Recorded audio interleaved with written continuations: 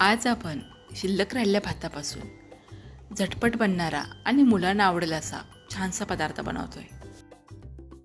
हा साधारणपणे 1 कप शिल्लक भात आहे. भातामध्ये 4 चमचे ताजं गोड दही घेतलं आहे. त्याबरोबरच 2 चमचे तांदळाचं पीठ घेतलं आहे. तांदळाच्या पिठाऐवजी रवा पण वापरू शकता. आता यामध्ये छोटी 1 वाटी पाणी घालायचं. आता दही खूप पातळ असेल तर पाण्याचं प्रमाण थोडंसं कमी घ्या. दही खूप घट्ट असेल तर पाण्याचं प्रमाण थोडंसं वाढवा. पण एका वेळी जास्त पाणी घालून हे मिश्रण खूप पातळ करायचं नाही आहे. हे मिश्रण आपल्याला असंच घट्ट ठेवायचं आहे. भात जास्त वेळ झाल्यामुळे थोडासा कडक झालेला असतो. तो थोडा मऊ व्हावा आणि तांदळाचं पीठ त्यामध्ये एकजीव व्हावं म्हणून अगदी थोडंसं पाणी घालायचं आहे. पाणी घातल्यानंतर हे मिश्रण चांगलं एकजीव करून घ्यायचं आणि 10 मिनिटांसाठी मुराला ठेवून द्यायचं. आता 10 मिनिटांनंतर बघा, भाताने पाणी पूर्णपणे शोषून घेतलं आहे. तेव्हा पहिल्यापेक्षा हे मिश्रण थोडं घट्ट झालं आहे. पाणी शोषून घेतल्यामुळे भात एकदम मऊ झालेला असतो. आता चमच्याने तो थोडासा मॅश करून घ्यायचा. आता हे भाताचं मिश्रण तयार आहे. आता यामध्ये बाकी साहित्य घालू. यामध्ये 1 मध्यम आकाराचा कांदा बारीक चिरून घातला. त्याबरोबरच 1 ढोबळी मिरची बारीक चिरून घेतली. बारीक चिरली कोथिंबीर आणि चवीनुसार मीठ घातलं.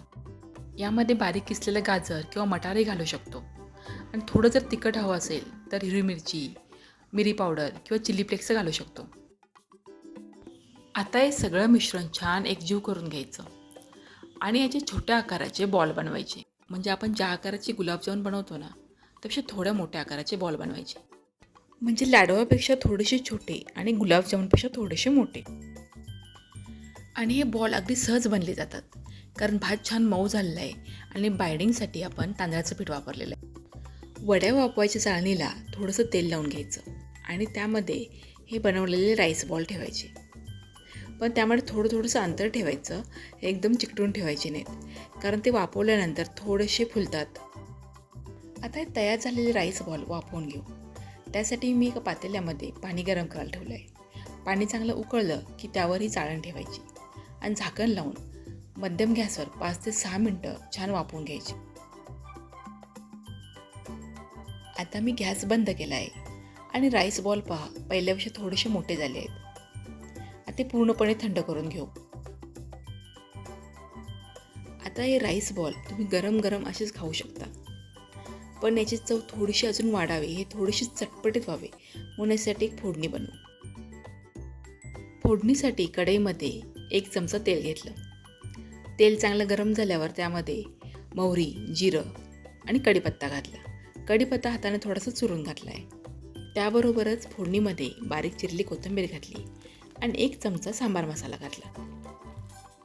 सांबार मसाला फोडणीमध्ये फक्त अर्ध्या मिनिटांसाठी परतून घेतला आणि त्यामध्ये आपण जे राईस बॉल बनवले ते राईस बॉल घातले आणि अगदी हलक्या हाताने ते फोडणीमध्ये परतून घेतले. आता जेव्हा आपण यामध्ये राईस बॉल घालतो तेव्हा ते पूर्णपणे थंड झालेले पाहिजेत. कारण जर आपण फोडणीमध्ये गरम गरम राईस बॉल घातले तर ते मसाल्यामध्ये परतताना मोडू शकतात. आता या राईस बॉलनं बघा सगळ्या बाजूने अगदी व्यवस्थित मसाला लागला आहे. त्यावर बारीक चिरलेली थोडीशी कोथिंबीर घालू आणि राईस बॉल काढून घेऊ. हे राईस बॉल गरम गरम खायलाच खूप छान लागतात. नेहमीपेक्षा काहीतरी वेगळं म्हणून तुम्ही राईस बॉल बनवू शकता आणि या राईस बॉलमध्ये भरपूर भाज्या घालून तुम्ही मुलांनाही देऊ शकता. व्हिडिओला लाईक आणि शेअर करा.